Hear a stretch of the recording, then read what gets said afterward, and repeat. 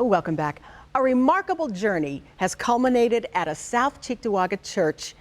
And what's going on is a holy relic belonging to none other than St. Philip the Apostle is now there for the faithful to visit and venerate.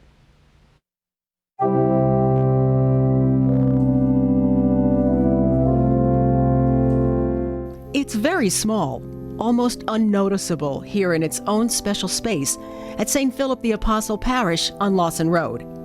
This remarkable remain is a tiny sliver of bone from the right foot of St. Philip the Apostle himself. This first-class relic may be the only one like it in Western New York. It arrived recently on the heels of the church's Golden Jubilee last year, a lengthy process Father David Borowiak could appreciate in the story of Doubting Thomas. We have a visiting priest, a Franciscan priest that comes here once in a while, Father Alex Zimmerman. He's a Franciscan conventional. He is now residing in California. He does spiritual direction for their seminarians.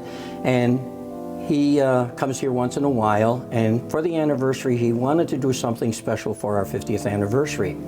At that time, he realized that they were opening up the caskets, the tombs of two apostles in Rome. One was for St. Philip the Apostle, the other is St. James, the less an apostle. And these tombs have been sealed for 600 years. And once in a while they have to open up to see if moisture gets in them and to see what they find. And he felt that since the Franciscans in Rome took care of this, that he would be able to get a relic for us without any problem. It didn't work that way. No. Letters were sent, documentation was needed for procurement, and no one was even sure a relic still existed in the tomb.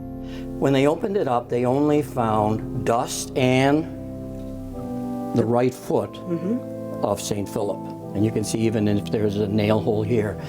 And from that, once they opened the tomb, the Franciscans had no more control over the tombs.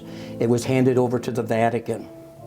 And so therefore, Father Zimmerman wanted to work as best he could, so he had to work through a Father Jim McCurry, who was their Franciscan conventional head here in the United States. He had to go to their conventional in Rome. That had to go to the Holy Father, and then finally, with letters. My personal letter that I had to write, that it wasn't for me, Bishop Malone even had to write a letter so that we could have this beautiful relic here at St. Philip's. Did you ever doubt that it would ever get here? Yes. The relic now resides in a bejeweled antique reliquary, available for all to visit and venerate. And maybe you could point to exactly where the relic is in the reliquary. This is a reliquary.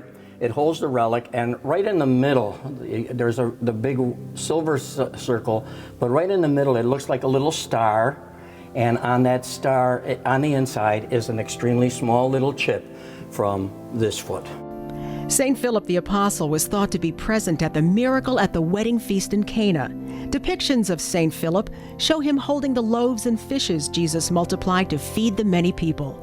What Fathers Zimmerman, McCurry, and Borowiak have accomplished is a near miracle in itself. And to think we have this opportunity to see it right here at St. Philip the Apostle's namesake church. I would imagine once the word gets out, you're going to be quite busy with people wanting to see this. I think it is something extremely special and unique. When you think that foot walked with Jesus. That foot was washed by Jesus. Yeah, that's right. That's right. Yeah. By Jesus Christ. Right. And when you look at the foot, it doesn't look like St. Philip the Apostle walked very well. Yeah. It looked like he might have had some issues. On the bottom of a letter that we got from Father Zimmerman says, you might notice that his right foot is a little twisted because it's a long walk from Rome all the way to Cheektowaga, New York. Just an amazing story. Now, information about the relic is available in the church, so feel free to take one of these and learn the story. And while you are there, personal veneration of the relic will be Friday, May 3rd, after the 7 and 9 a.m. Masses, and Saturday and Sunday, May 4th and 5th, after all Masses in the church.